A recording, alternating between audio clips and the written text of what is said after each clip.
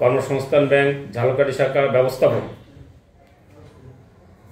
সর্বপ্রথমেই স্মরণ করছি বৈষম্য বিরোধী ছাত্র আন্দোলনে যারা নতুন বাংলাদেশ বিনির্মাণে শহীদ হয়েছেন তাদের আত্মার রুহের মাগফিরাত কামনা করছি এবং যারা আহত হয়ে চিকিৎসাধীন আছেন তাদের দ্রুত সুস্থতা কামনা করছি।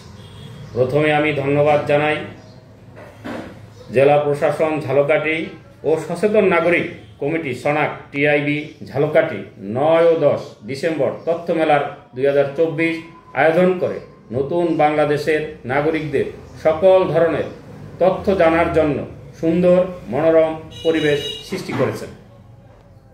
তার জন্য জেলা প্রশাসন সহ মেলার আয়োজক কমিটিকে সকলকে আন্তরিক ধন্যবাদ জানাই।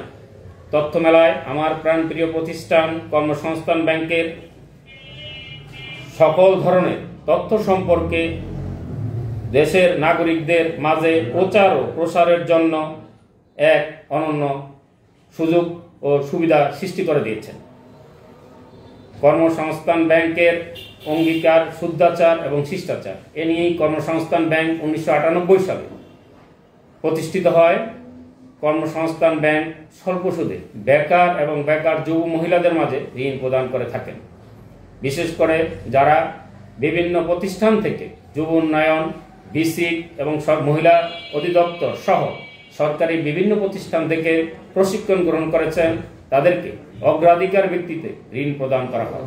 কর্মসংস্থান ব্যাংক যুব ও যুব মহিলাদের মাঝে স্বল্প সুদে দুগ্ধ খামার, মৎস্য খামার, হাঁস মুরগির খামার, ক্ষুদ্র ব্যবসা, মুদি, ডিপার্টমেন্টাল স্টোর, ওয়ার্কশপ, নার্সারি এবং অন্যান্য যত ব্যবসা আছে যেটা সরকার কর্তৃক অনুমোদিত সকল জায়গায় স্বল্প সুদে বিনিয়োগ প্রদান করেন। 2 লাখ টাকা পর্যন্ত বিনা জামানত সহজ জামানত নিয়ে আমরা ঋণ প্রদান করে থাকি। নতুন বাংলাদেশ সে গত 23 সেপ্টেম্বর থেকে কর্মসংস্থান ব্যাংকের 100 দিনের বিশেষ কর্মসূচি গ্রহণ করেছেন। এখানে গ্রাহকদের সেবার মান, উন্নত পরিবেশ এবং দেশের অর্থনীতিকে চাকাকে সচল করার জন্য কর্মসংস্থান ব্যাংক নিরস পরিশ্রম করে যাচ্ছে। যারা কর্মসংস্থান ব্যাংকের সেবা নিতে আগ্রহী আমি তাদের সকলকে অনুরোধ করব তারা মেলার স্টলে এসে আমাদের লিফলেট গ্রহণ করবেন, আমাদের কর্মকর্তাদের কাছ থেকে তথ্য সেবার মান সম্পর্কে জানবেন এবং সর্বোপরি ঝালকাঠি শাখা ঝালকাঠিতে এসে আপনাদের সেবা গ্রহণ করার জন্য অনুরোধ করছি।